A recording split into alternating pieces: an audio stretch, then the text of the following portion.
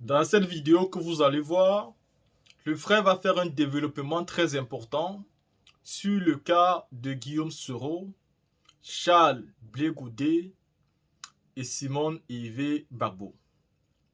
Premièrement, il faut savoir qu'aujourd'hui, Guillaume Soro est dans l'opposition. C'est-à-dire, il est avec tous ceux qui se considèrent comme opposants à Dramane Ouattara.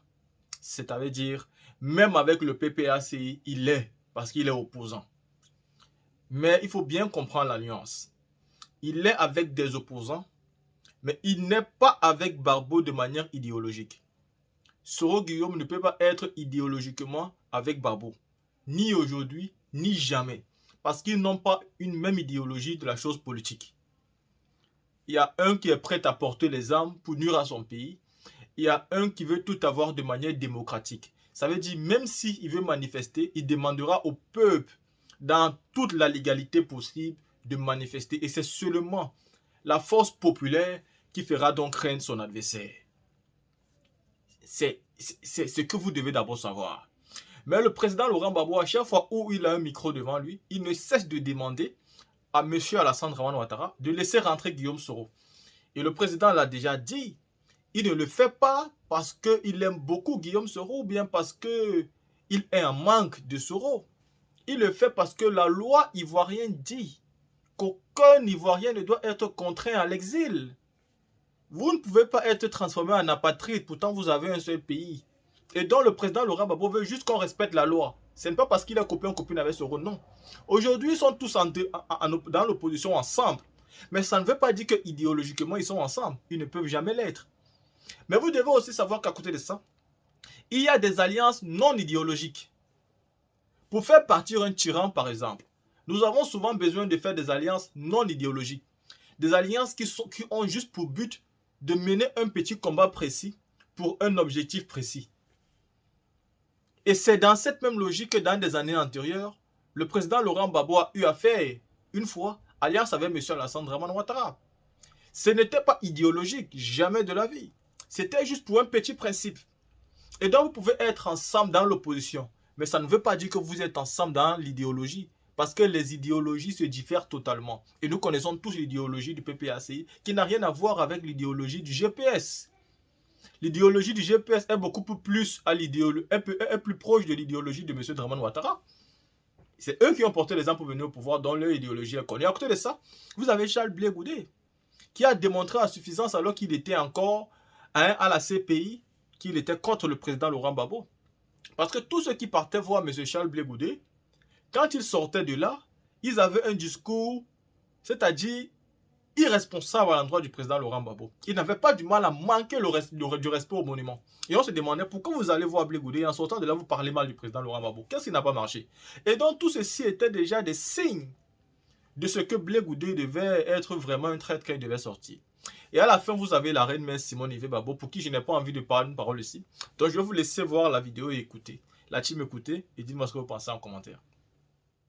La mère est prophétesse. Et là, le président Laurent Gbagbo a été prophète. C'est une prophétie, au fait, parce qu'aujourd'hui, Soro Guillaume n'a plus de pouvoir vis-à-vis de Ouattara. Et on l'a vu en 2020, aux élections. Soro Guillaume a pris la parole ici à Paris. Il a demandé aux militaires de se mobiliser autour de sa personne pour pouvoir chasser Ouattara du pouvoir. Il n'a pas été écouté. Parce que Soro Guillaume n'a plus des armes. C'est clair, Ouattara est mort. Il n'a plus des armes parce que Ouattara c'était son chef de guerre. Donc, en ce qui concerne Soro Guillaume, il est toujours dans l'opposition, sauf qu'il est très affaibli. Et aujourd'hui, il cherche un moyen de rebondir politiquement parlant. Jusqu'à présent, il n'a pas encore eu cette chance-là. Et il compte sur le président Laurent Gbagbo pour le faire revenir en Côte d'Ivoire. Parce que si vous avez remarqué, à chaque prise de parole, le président Laurent Gbagbo le dit que Ouattara fasse rentrer Soro Guillaume en Côte d'Ivoire. De sorte à ce que Soro Guillaume, qui disait hier il ne pouvait pas porter de boubou en Côte d'Ivoire, et qu'installer quelqu'un au pouvoir pour venir développer le pays, il faudrait qu'il vienne profiter du développement qu'il y a en Côte d'Ivoire.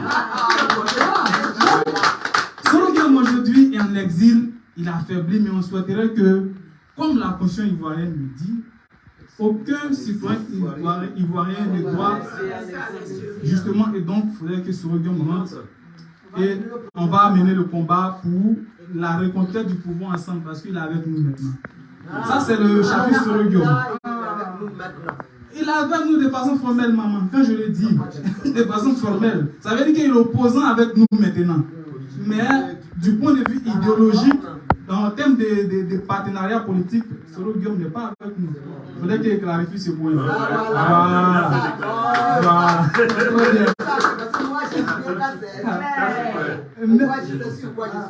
Maintenant, on va prendre son jeune frère, Bleu Goudé, avec qui il a fait la fils.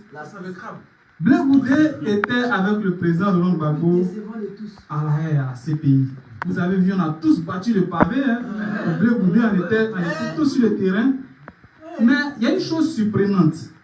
Comment se fait-il que toutes les personnes qui partaient saluer Bleu Goudé à la haie, à l'époque, il était emprisonné avec le président Laurent Gbagbo, toutes ces personnes-là allaient retour sur Paris, essayaient de diaboliser le président Laurent Gbagbo, de lui trouver des défauts.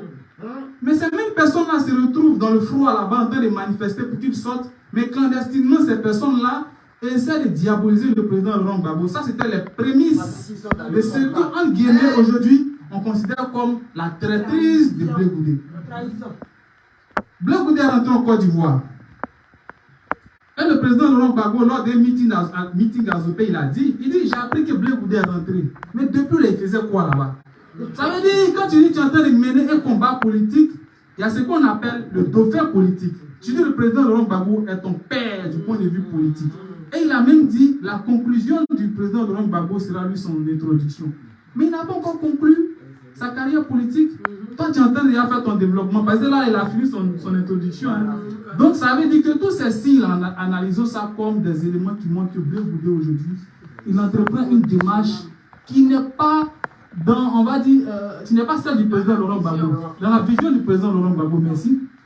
Et il a pris la parole publiquement, récemment, là, pour dire, je demande pardon au président Laurent Gbagbo, même si je ne sais pas ce que je lui ai fait. Mais tu dis que tu es traditionnaliste. C'est lui qui a tous les proverbes du monde. Est-ce que quand tu estimes avoir un problème avec ton père, c'est à la télé, sur la télé de Ouattara, tu vas venir lui demander pardon? Il n'y a pas de maison, vous n'êtes pas dans une maison. Justement, les notables qui sont dans nos villages là, ils sont là pourquoi? Les chefs des villages là, ils n'hésitent pas passer par eux. Donc tout ça là, ça prouve qu'aujourd'hui, Bleu Goudé est utilisé par le pouvoir Ouattara pour, en quelque sorte, fracturer la gauche ivoirienne. Voilà pourquoi le président Laurent Gbagbo ne veut pas associer son image à celle de Bleu Goudé. Pour ne pas lui donner la légitimité-là. Parce que si on voit le président Laurent Gbagbo et Bleu Goudé, ils vont dire, ah, c'est qu'ils sont ensemble. Donc il ne veut pas commettre cette erreur-là. Et il a dit, Bleu Goudé et moi, lorsqu'il était allé à Guibérois, il a dit, votre fils et moi, notre compagnonnage est terminé. Je pense que c'est assez clair. Que nous, en tant que nous, on comprenne ça. Maintenant, Simone Gbagbo.